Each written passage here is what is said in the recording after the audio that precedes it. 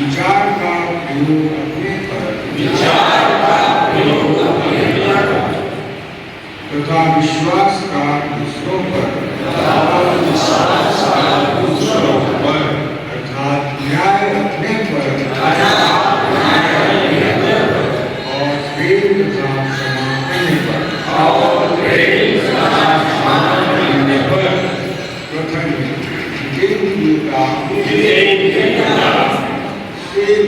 सेवा भगवत चिंतन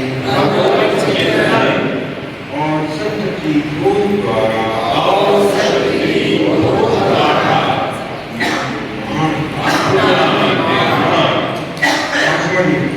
दूसरों के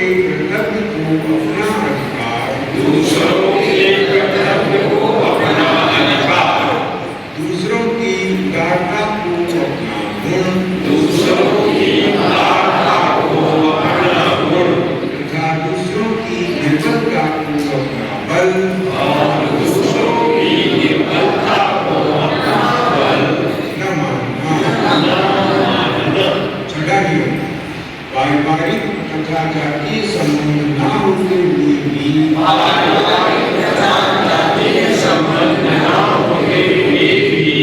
पारिवारिक भावना के अनुरूप ही पारस्परिक संबोधन तथा सद्भाव कर्म की भिन्नता होने पर भी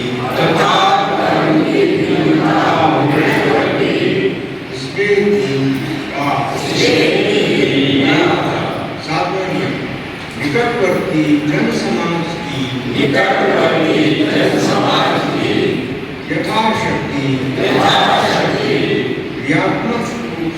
क्रियात्मक रूप से सेवा करना। आठवां शारीरिक की दृष्टि से आहार विहार में संयम तथा दैनिक कार्यों में स्वावलंबन। नवां नियम शरीर मन संयमी बुद्धि विवेकवती हृदय अनुरागी तथा आम को अभिमान शून्य करके अपने को सुंदर बनाना। दसवां नियम सिक्के से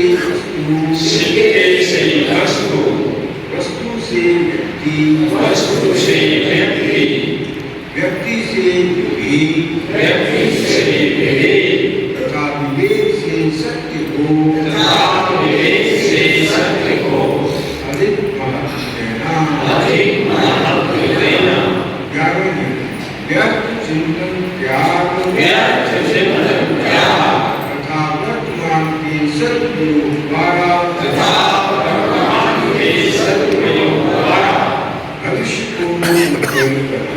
भविष्य को उज्ज्वल बनाना।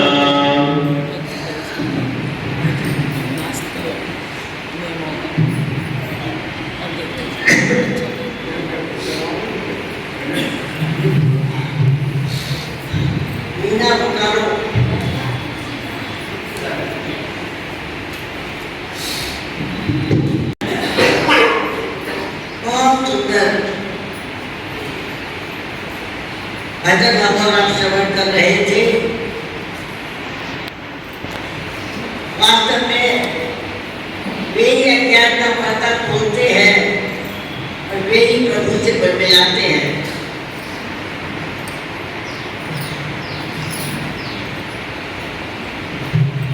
मानव सेवा संघ के प्रबंधक परम पूज्य श्री बालाजी के चरणों में बारंबार नमन।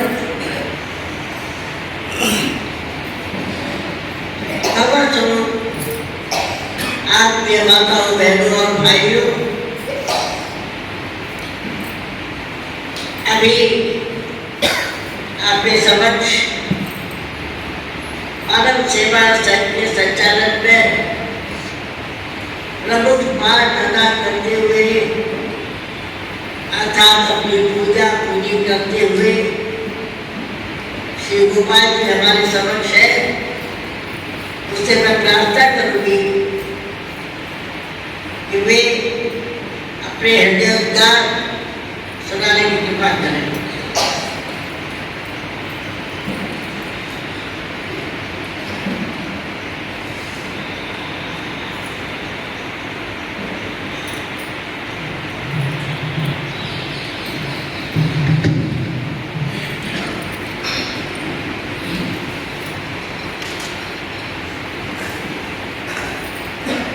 मानवता के वसीला संत श्रोमणी पूज्यपाद स्वामी जी महाराज के चरणों में कोटि कोटि नमन। परम सदेव भाई जी, परम पूज्य बहन जी एवं सत्संग प्रेमी आत्मीय माताओं बहनों और भाइयों, सादर नमन, वंदन, प्रणाम।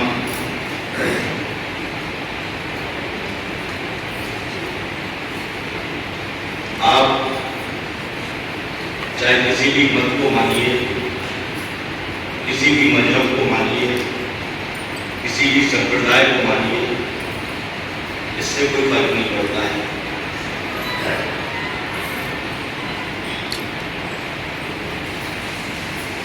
मानव सेवा संघ आपसे यह नहीं कहता कि आप इसे मानिए और इसे न मानिए। मानव सेवा संघ की विचारधारा में ना कोई आग्रह है, ना कोई दुराग्रह है। आप हिंदू हैं तो क्या, मुसलमान हैं तो क्या, ईसाई हैं तो क्या, पारसी हैं तो क्या, यदि आप अपने को मानव मानते हैं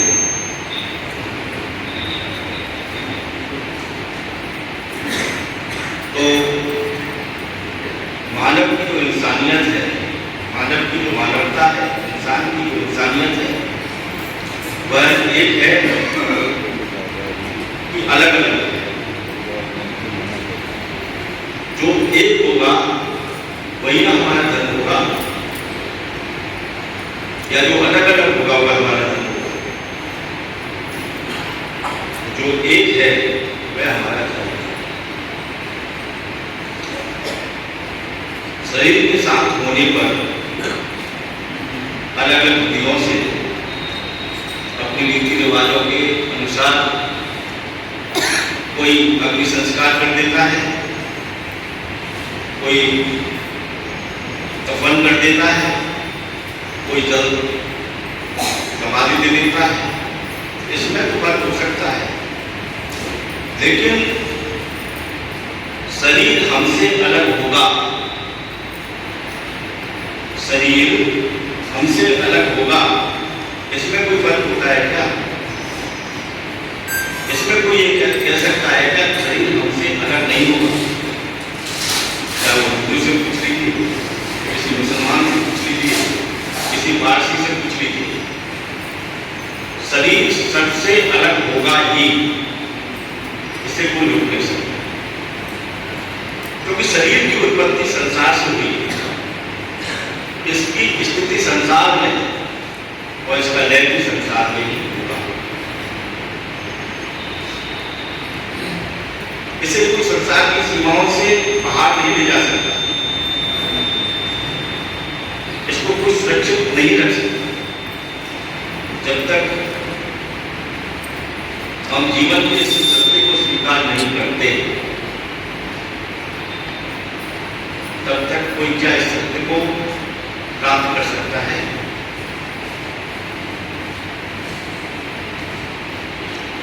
सृष्टि में मानव योनि को छोड़कर जितनी भी योनियां हैं वो भोग योनियां हैं। उनके जीवन में सत्संग का प्रश्न नहीं है, सत्य का प्रश्न नहीं है, परमात्मा प्राप्ति का प्रश्न नहीं है। मानव योनि वो योग योनि उसके जीवन में परमात्मा का प्रश्न है, परमात्मा प्राप्ति का प्रश्न है। तो सत्संग जो है वह मानवता है, इंसानियत जो है वह मानवता है। सत्संग मानव का स्वधर्म और परम पुरुषार्थ है। स्वधर्म सभी का एक होगा कि अलग अलग होगा?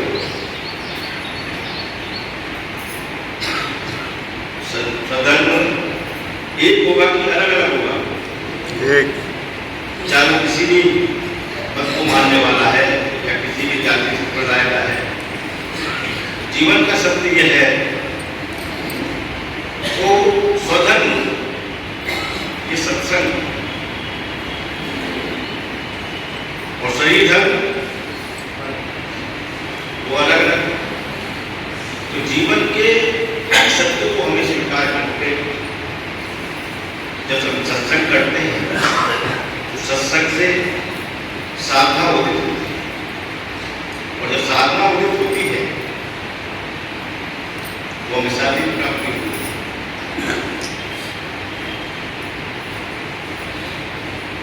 कि देहाभिमान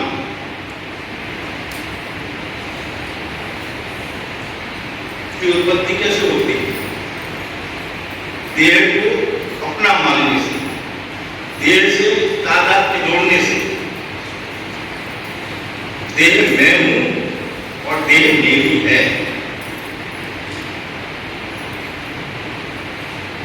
इससे देहाभिमान उत्पन्न होता है। अब देहाभिमान से छुटकारा कैसे मिले, मुक्ति कैसे मिले, इसका उपाय क्या है मालूम है? देहाभिमान से रहित कैसे हों, इसका उपाय क्या है?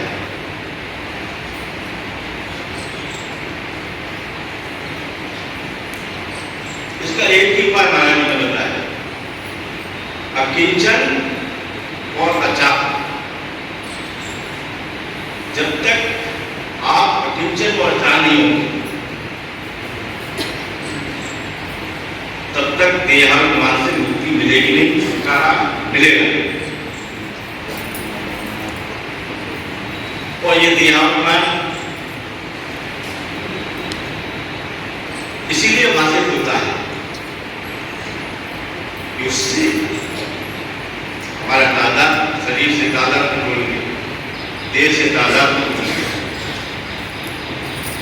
और जब देह से तादाद जुड़ जाता है इसका परिणाम होता है क्या है? ममता और कामना उत्पत्ति।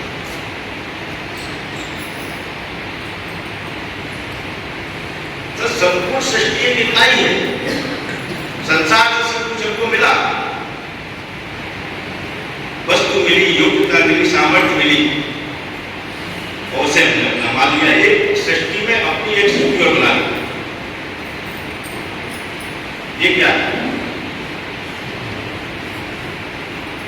एक सृष्टि जो प्राकृतिक सृष्टि है, परमात्मा की बनाई हुई सृष्टि है, उस सृष्टि में जो संसार से मिला उसे अपना मान लिया कि मैं ये हूं, ये मेरा है।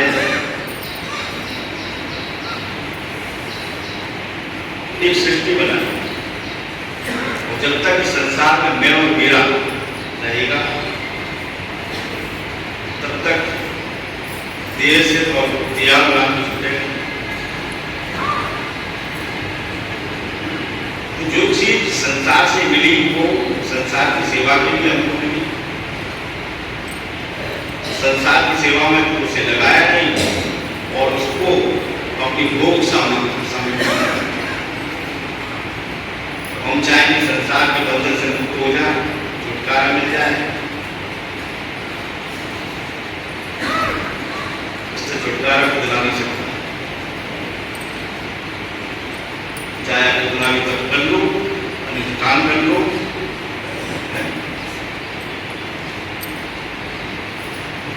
संसार की वस्तुओं को संसार की सेवा में और जो लोग मिले उनकी सेवा में लगा दें, संसार के बंधन से जुड़ सकते हैं। इसी सद्भावना के साथ आप सभी को प्रणाम। चाहिए कि परमात्मा चाहिए,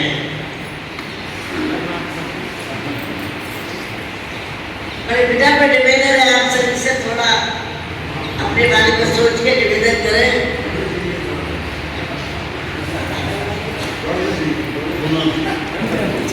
अरे भाई दोनों हाथ में लड्डू रखोगे तो काम कैसे चलेगा? हाँ भाई, संसार चाहिए, परमात्मा चाहिए, सच्ची सच्ची परमात्मा चाहिए। तो फिर ऐसा करना यही रह जाना, फिर ज्यादा मत कर।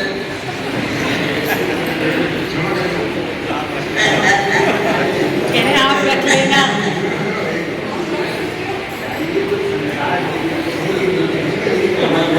नहीं, आज तक तो परमात्मा चाहिए, गलत नहीं कह रहे हैं। इधर परमात्मा चाहिए, पर परमात्मा के लिए परमात्मा नहीं चाहिए, संसार के लिए परमात्मा चाहिए।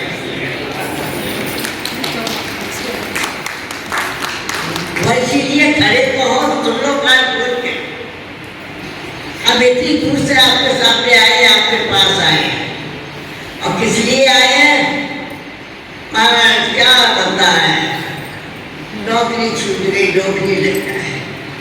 महाराज क्या बताए, लड़कियां पैदा होने लग जाए, हो जाए।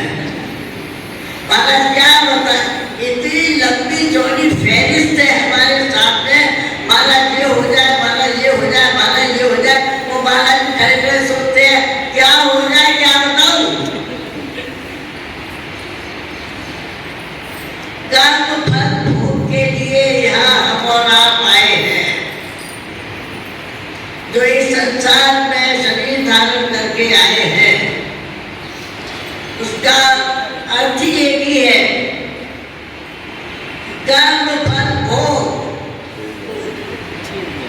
जो जैसा करेगा वो वैसा पाएगा। जीवन का विज्ञान है, जो जैसे करे सो तस फल पावा। जो आप दूसरों के लिए करेंगे वो कई गुना होकर आपको वापस मिलेगा। भला करोगे भला मिलेगा, बुरा करोगे बुरा मिलेगा। तो अभी महाराज सर्वप्रथम परमात्मा से तो मिलेंगे बाद में, पहले अपनी सफाई तो कर लें, क्योंकि पूरे कचरे को वो रहने वाला नहीं है। जब तक वो देखता है अन्य संबंध है, तब तक वो मिलता नहीं है। महाराज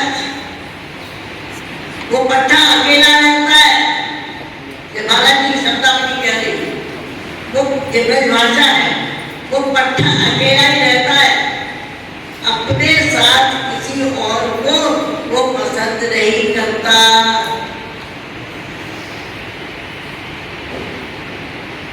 खाली मंदिर जाकर खड़े होने से, दर्शन करने से ठीक है, आपकी आंखों को थोड़ी तृप्ति मिलेगी। लेकिन अगर मैं पूछूं कितनी देर खड़े रहोगे, अरे खड़े तो हम ज्यादा भी रहना चाहते हैं, वहां के लोग हमें डालेंगे। एक घटना याद आ रही है इस विषय में।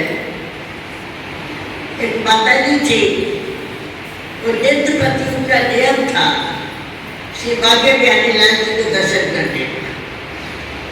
वो जाती और सबसे महिलाओं में सबसे पहली लाइन में और सबसे प्रमुख जगह खड़ी होती,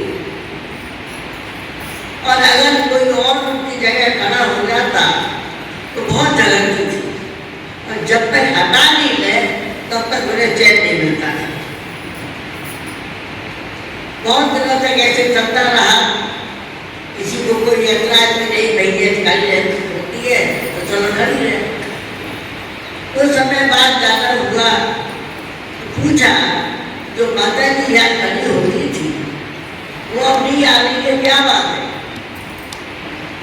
सुनने को मिला वो बहुत बीमार है। वृंदावन में महिलाओं का एक समूह रहता है जो गायन वादन के साथ ठाकुर जी के भजन ताल साथ में लेकर चलती है वो, और जो भंडार संत महिलाएं होती है वे जाती है उनके पास और उनको भजन सुनाती है ताकि अंत समय में वो प्रभु का नाम अपने हृदय को उतार लें, उनका भजन सुने, अर्थात प्रभु की महिमा को लेते हुए याद से जाए ताकि उनका पुण्य आना पड़े। तो कई वो लोग उन्होंने अपना हारमोनियम वगैरह बजाया और गाना शुरू किया, तो माता जी ने अपने दोनों कान बंद कर दिए और इशारा किया बंद करो। उसके बाद एक माता जी ने उनके कान में कहा, माँ अब तो इसलिए आई है कि आपका स्वास्थ्य इतना बिगड़ा हुआ है, पता नहीं भगवान कब आपकी सुधी ले ले, तो आप उनकी याद करते हुए जाए। उन्होंने कान बंद कर दिए। अब बड़ी परेशान हुए लोग। तो फिर जो श्री विग्रह था श्री बांके बिहारी जी का, वो उनकी छाती पर रखा, उन्हें इशारा किया इनके दर्शन करो। उन्होंने वो भी हटा दिया। अब बड़ा कौतूहल, अरे ये तो सम्मान के लिए मना कर रही है। एक महिला को सूझ गया, उसने जाकर उनके कान में कहा, अब क्या चाहती है? तो उनके मुंह से निकला कि अमुक बहन मेरा सूप ले गई है, उसे लाकर दे दो। सूप तो आप लोग समझते ही होंगे, जिससे अनाज भटका जाता है, कि वो सूप ले गई है, मेरा सूप मंगवा दो। और ये कहना हुआ कि उनका प्राणांत हो गया। अब आप सोचिए क्या हुआ भाई, वस्तु में, व्यक्ति में, मान्यताओं में जब तक विषया चलती रहेगी तब तक वे प्रभु कहाँ समाएंगे? वे तो हर क्षण हर पल हमें ध्यान रहे, पर हमें फुर्सत नहीं है उन्हें देखने की। इसलिए बाला जी ने 3 बातें हमारे सबको रखी। मानव सेवा संघ साधकों का संघ है। ध्यान दीजिएगा इस बात के ऊपर। मानव सेवा संघ साधकों का संघ है, व्यक्तियों का नहीं। ऐसा क्यों कहा? जिन्हें साधन करना ही नहीं है, या परमात्मा को पाना ही नहीं चाहिए, नहीं है, जिन्हें अपने अज्ञान का निवारण करना ही नहीं है, खाओ पियो और करो ही करना है, उन्हें कैसे सिद्धि मिलेगी? साधक कौन है? जो संसार के प्रति, अपने प्रति और परमात्मा के प्रति कर्तव्य पूरा करता है। साधक के प्रमुख 3 अंग: कर्तव्य, विचार और विश्वास। संसार में और परमात्मा, मेरी एक ओर है संसार और मेरी दूसरी ओर है परमात्मा, और बीच में उनमें अहंकार। मेरा संबंध संसार से भी है और मेरा संबंध परमात्मा से भी है। लेकिन जरा देखिए संसार से आपका संबंध कैसा है? शरीरी यात्राएं करते करते तो हम वृद्ध हो गए। जितने भी जीव धारी सृष्टि में है, जल चर नभ चर, उन सबका प्राकट्य कहाँ से हुआ? मातृ गर्भ से हुआ। अब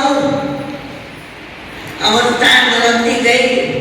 बाल्यावस्था किशोरावस्था में, किशोरावस्था युवावस्था में, युवावस्था पौरावस्था में, और पौरावस्था वृद्धावस्था में, और राम नाम सब में है। ये शरीरी यात्रा है। ये शरीरी यात्रा खत्म नहीं होगी कब तक? जब तक आप संसार के संबंध से ऊपर नहीं उठेंगे और परमात्मा को अपने हृदय में नहीं स्थापित करेंगे। इसी के लिए सत्संग का आयोजन रखा गया। संसार का जो संबंध है वो व्यवहार का संबंध है। संबंध एक से और व्यवहार अनेक से। बच्चा पैदा होता है, उसे सुनने को मिलता है ये तेरी माँ, ये तेरे पिता। बच्चा वास्तव में नहीं जानता है, सुना सुनाया संबंध है। आगे जाते से मामा मामी नाना नानी मौसी मौसा दुनिया भर के संबंध जुड़ गए। माँ के संबंध से माँ के आगे बढ़िए। जब विवाह होता है तो जो बेटी 16-17 साल तक 20 साल तक घर में रही, उसे सुनने को मिलता है कि तेरा पति से संबंध जुड़ा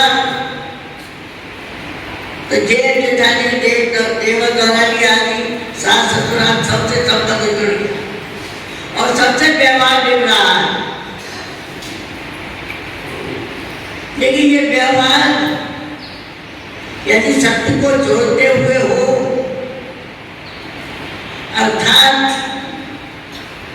प्रभु के दाते सबसे संबंध जुड़ जाए, बहुत शॉर्ट बता रही हो आपको रास्ता, सबके ऊपर अपने प्यारे की नाम की मोहर लग जाए, ये संसार परमात्मा का ही है और ये संबंधी भी सब परमात्मा के ही है। जिसके ऊपर दृष्टि पड़े तो परमात्मा नजर आते, प्यारे ने ये संबंध जोड़ा है। जगतपति के नाते वर्तमान के पति से संबंध, जगत पिता के नाते वर्तमान पिता से संबंध, में माँ के नाते, श्री किशोरी जी के नाते माँ से संबंध। तो सोचिए संसार में रहते हुए वास्तविक संबंध किसके साथ रहेगा? परमात्मा के साथ। और व्यवहार मिल जाएगा संसार के संबंध का, पर हम ऐसा करते नहीं है। हमें दिखाई नहीं देता ये वास्तव में परमात्मा के नाते संबंध है। संतों की भाषा तो ये है कि परमात्मा का संबंध सच्चा, उन्हीं के नाते यदि आपने इनकी सेवा कर दी तो बड़े आराम विश्राम पूर्वक अगर उस परमात्मा के प्रेम की प्राप्ति हो जाए। तो संसार का क्षेत्र सेवा का जो वस्तु हमें मिली है, जो योग्यता है, जो व्यक्ति है, उन सभी यथानुसार सेवा करते हैं, उनके काम आ जाए। एक बात का ध्यान रखें, यदि आपने सेवा के बदले में कुछ भी चाहा सेवा संपन्न नहीं होगी, चाह बनी रहेगी। सेवा किस लिए है कि हम राज लेकर पैदा हुए थे। सेवा से राज मिलते हैं, राज की निवृत्ति होती है। अगर आपने संपूर्ण रूप से सेवा नहीं की और उसके बदले का फल चाहते रहे तो राज मिटेंगे नहीं। तो राज लेके पैदा हुए, उन्हीं राजों को लेके फिर चले जाएंगे तो पुनः आना पड़ेगा राज मिटाने के लिए। भविष्य की बात को सोचो, वर्तमान में ही राज मिटाने के लिए कार्य करना है। राज नहीं भूमि में। देखिए कैसी विचित्र बात है, अभी राज निवृत्ति हुई नहीं कि आपका योग से संबंध हो जाएगा। संसार के साथ एक बार संबंध, भोग का संबंध, और जहां राज निवृत्ति हुई तो संसार से तो संबंध टूट जाएगा और हरि से संबंध जुड़ जाएगा। जब तक राज बाकी है तब तक आप प्रार्थना कर लीजिए, माला जप लीजिए, कुछ भी कर लीजिए, हरि से संबंध नहीं जुड़ेगा। हमने देखा है, बताओ, बता दिया पूरे माला फेरो, इतनी माला फेरो, तो उसका क्रम था कि वो माला फेरती जाती और थोड़ी देर बाद आवाज लगाती, सुनो देखो दूध रहो बन जाए। तो भाई दूध की माला फेर रही है, वो आलू की माला फेर रही, दूध कैसे याद आ गया भाई? यही हमारा हाल है। माला भी आ रही, माला भी हो रही, माला भी हो रही है और विषय चिंतन भी हो रहा है। करते बैठते हम प्रभु के नाम पे जप का स्मरण करने के लिए माला आदि लेंगे, लेकिन नाम जप होता है संसार का, वस्तुओं का, व्यक्तियों का। तो जब कैसे सफल होगा? मैं नाम जपती कोई अवहेलना नहीं कर रही, पर जीवन का सत्य आपके सामने रख रही। जब तक हमारा लौकिक संबंध है, राज है, तब तक ऊपर के साधनों से आप चाहें कि भगवान को रिझाना नहीं रिझा सकते। इसलिए इधर का कार्यक्रम थोड़ा पूरा करते जाओ और प्रभु से संबंधित होते जाओ, तो अपने आप ही प्रभु इधर से जुड़वा देंगे, अपने से जुड़वा देंगे। करने बैठे हम प्रभु के स्वरूप का चिंतन।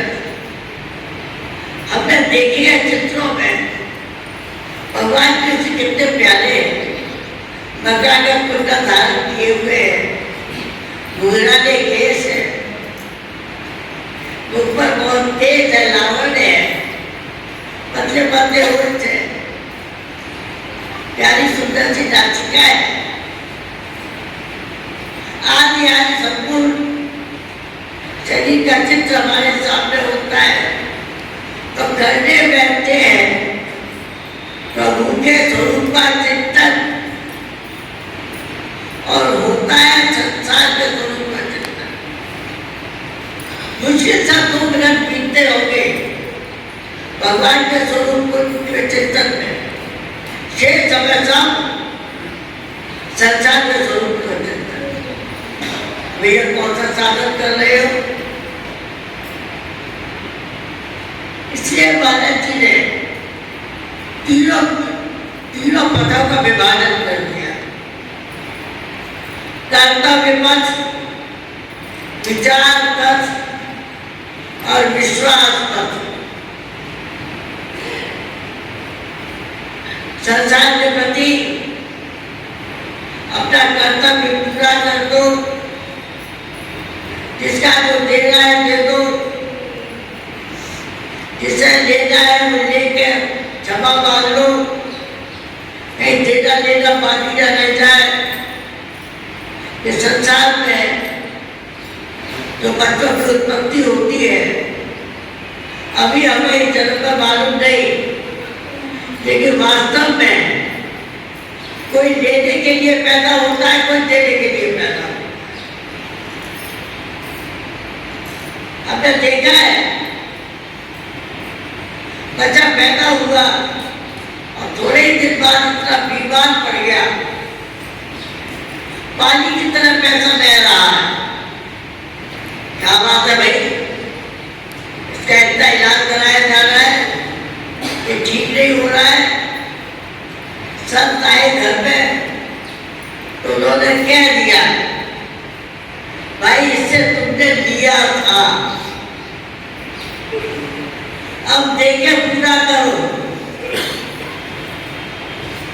विचित्र विचित्र घटना सुनने को मिलती है। वो बच्चा ही अंतिम श्वास लेने से पहले कह देता है, पिताजी मैं वही आपका संबंधी हूँ जिसे आपने जय देकर मारा था, मेरा कर्जा पूरा हुआ और अब मैं जाना। आँख खुलती है तो देखते हैं बालक है ही नहीं। तो इसलिए बार बार सब लोग जोर देते हैं कि लेने देने की प्रक्रिया संसार में, इससे छुट्टी पाओ और थोड़ी थोड़ी देर बाद अथवा प्रातः उठो, एक संकल्प लेकर उठो, प्रभु हम नहीं जानते कि हमने किससे क्या किया, हमें तो एक जन्म का मालूम है, पिछले जन्म का हिसाब किताब हमारे सामने नहीं है। अब जैसा जैसा हमें अनुभव में आएगा हम देने के संबंध तोड़ेंगे, प्रभु के समक्ष संकल्प ले लो और व्यवहार में जब वो बातें आए तो उसी तरह से निभा। रात्रि में सोने से पहले एक बार विचार कर ले, हमें किसकी याद आ रही है। इस समय तो मेरे पास कुछ भी नहीं है, मैं अकेला हूं, सोने के लिए तत्पर हूं, पत्नी है तो अलग है, बच्चे हैं तो अलग सो रहे हैं, कोई मेरे पास नहीं है, ना वस्तु मेरे पास है, ना व्यक्ति मेरे पास है, मैं अकेला हूं। ख्याल कीजिए प्रभु मैं तो अकेला ही आया था और इस समय अकेला हूं, मुझे इतनी शक्ति दीजिए कि मैं सबका संबंध निभाते हुए अकेला रह सकूं। इसके लिए विचार चाहिए। प्रभु ने ज्ञान का प्रकाश हमें दिया है, हमारा ज्ञान हमें बता रहा है इस सृष्टि में आपका कुछ भी नहीं है। अकिंचन, अचार और अपर्याप्त तीन शब्द महाराज जी ने प्रयोग किए। अकिंचन का अर्थ है मेरा कुछ नहीं है, ये शरीर भी मेरा नहीं है। अगर मेरा होता तो परिवर्तन क्यों, इससे अलगाव क्यों? जैसा मैं चाहूं वैसा शरीर को रख सकती हूँ क्या? मैंने तो नहीं चाहा था कि मेरे कमर में दर्द हो जाए, चलने में परेशानी आ जाए। हुआ ऐसा और मेरा है ही नहीं है, इसके स्वभाव में है परिवर्तन। दुखी क्यों हो, इससे ज्यादा छोटा, ये मेरा नहीं है, मेरा कुछ नहीं है, ना कुछ लेके आए थे, ना कुछ है और ना कुछ लेके जाए। संसार की पहुंच कहां तक है? संसार की पहुंच आपके शरीरों तक है बस। जैसे शरीरों के 3 भेद, स्थूल, सूक्ष्म और कारण। स्थूल के द्वारा हम कुछ करते हैं, सूक्ष्म के द्वारा हम सोचते हैं और कारण में बीज स्थापित होता है अर्थात वासना। इसी तरह 3 जगत है, स्थूल, सूक्ष्म और कारण। स्थूल जगत में हम रह रहे हैं, सूक्ष्म में चिंतन चलता है, हम सोचते हैं और कारण में बीज रहता है। तो स्थूल जगत की पहुंच कहां तक है? स्थूल जगत तक बस। इसके आगे सूक्ष्म जगत की पहुंच कहां तक है? सूक्ष्म शरीरों तक। और कारण जगत की पहुंच कहां तक है? कारण जगत तक। ये जो वासनाएं रहती है, जिनके कारण हम और आप शरीर धारण करके आते हैं, वह कारण शरीर का धर्म। तो तीनों शरीरों की व्याप्ति तीनों शरीरों में, और शरीरों की पहुंच कहां तक बना है? प्राणों तक। अनुभव करके देख लीजिए अपने आप में, शरीरों की पहुंच कहां तक है? प्राणों तक। और प्राणों की पहुंच कहां तक है? मृत्यु के पहले तक। तो हमें सुनने को मिलता है अमुक का शरीर, अमुक का देहांत हो गया, अमुक का शरीरांत हो गया। शरीर का नाश होता है, सूक्ष्म शरीर और कारण शरीर हमारे साथ जाते हैं। इसीलिए आपने देखा होगा, बालक है, बहुत छोटा है, कभी कभी उसके चेहरे पर मुस्कुराहट आती है, कभी कभी उसके चेहरे पर रोदन आता है। एक बार हम देखने लगे, सोचते रहे ये क्या है दोनों चीजें। कभी हंस रहा है, कभी व्याकुल सा हो रहा है। जब बालक जी के पास आए तब पता चला कि पिछला प्रभाव बच्चे में मौजूद है। तो संसार कोई साधारण चीज नहीं है। बड़ा भारी क्या कहा जाए, बड़ा भारी बंधन है। इसी बंधन को काटने के लिए ज्ञान का प्रकाश भी परमात्मा ने दिया। देखो यह कुछ भी नहीं है, संसार की प्रतीति है, प्राप्ति नहीं है। दिखाई देता है, मिलता नहीं है। कोई ठोस वस्तु संसार नहीं है कि बुट्टी में आप बंद कर ले और प्राप्त करके तिजोरी में रख दे। तो विचारपूर्वक आपको इसके संबंध से अलग होना पड़ेगा। उसे 3 ही बातें हैं। मेरा कुछ नहीं है, तो जब मेरा कुछ है ही नहीं तो मुझे चाहिए क्या? संसार से मुझे कुछ नहीं चाहिए। तब आएगा मैं कुछ नहीं, मुझे अपने लिए कुछ नहीं करना है, अर्थात अपने अंदर होना। मेरा कुछ नहीं अकिंचन, मुझे कुछ नहीं चाहिए। अच्छा, और अकिंचन, अच्छा और अपने मुझे अपने लिए कुछ नहीं करना है। तब आता है मैं कुछ नहीं। वास्तव में मैं कुछ हूं नहीं। अब आता है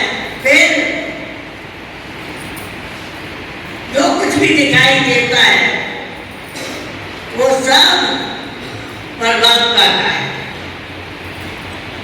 परमात्मा के मिलन की तैयारी, जो कुछ दिखाई देता है, चाहे धन मन वस्तु व्यक्ति अवस्था परिस्थितियां, सबके ऊपर गौर लगा दी, सब परमात्मा का है। बच्चे परमात्मा के डरना मत, परमात्मा का मानोगे तो बच्चों की उन्नति होगी। घर परमात्मा का, तन परमात्मा का, धन परमात्मा का, संबंध सब परमात्मा के, सब कुछ परमात्मा का है। और इसमें भी वो है, हम सब में वो विराजमान है, तो वही है और कुछ है नहीं। तो इसीलिए पहले प्रश्न जब किया था तो बोलो भाई परमात्मा चाहिए, तो बढ़िया सरल शब्दों में आप कह देते हैं, सुनी सुनाई भाषा के ऊपर कह देते हैं हमें तो परमात्मा चाहिए, हमें तो परमात्मा चाहिए। और अगर वे रूप बदल के हमारे सामने आ जाए और यही आ जाए और कहें अरे भाई तुम कह रहे थे परमात्मा चाहिए, परमात्मा चाहिए, तो लो मैं आ गया हूँ, मेरे पास ऐसी ऐसी चीजें परमात्मा मिल जाए, क्या उनको देख के हमें विश्वास होगा कि ये अरे कोई व्यक्ति आ गया होगा? पर वास्तव में परमात्मा का परिचय कब मिलता है? जब हो जाते हैं तो वो प्रकट होता है। हरीशा अन्न का ब्रह्म है, क्यों कहा गया है उसको ब्रह्म? तो इसलिए कहा गया है कि वो हमारी मृत्यु से रक्षा करता है। अगर अन्न ना हो तो शरीर नहीं रह सकता हमारा, इसलिए उसको पहला ब्रह्म का माना गया है। आगे और भी है, तो ये मुझे स्मरण हो गया, याद आया इसी संदर्भ में जो बात आपके वर्ष कही जा रही है। आप सभी बड़े लिखे समझदार प्रबुद्ध लोग हैं, तो इसका दुरुपयोग न करें, इसको वेस्ट न करें, इसको बर्बाद न करें। इसका महत्व तो है और आप भी समझते होंगे कि किसी चीज का महत्व उसके अभाव में पता चलता है। जल को हम बिना अनावश्यक बर्बाद करें, वेस्ट करें, और कभी भगवान न करे ऐसी परिस्थिति आ जाए तब जल का महत्व मालूम पड़ता है। प्यास के बिना प्राण लगता है, पानी निकल जाएंगे। तो ये बात आई, मैंने आप सेवा में योजना कर दी। आगामी बैठक कल प्रातःकाल में इसी स्थान पर संबंध नहीं आइए, सर्वकारी भाव से प्रार्थना के साथ सभा का समापन करें। सबका भला करो भगवान, सबका सद्बुद्धि दो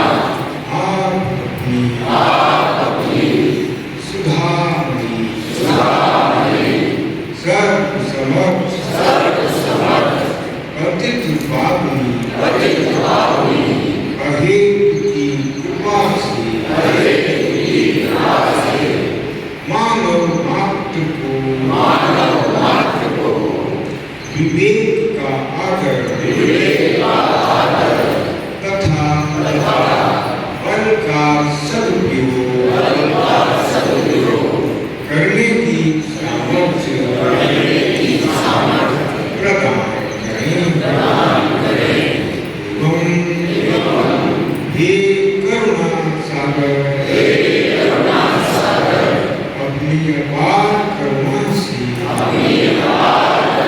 से शीघ्र ही राग द्वेष का नाश करें। सभी का जीवन सेवा त्याग प्रेम से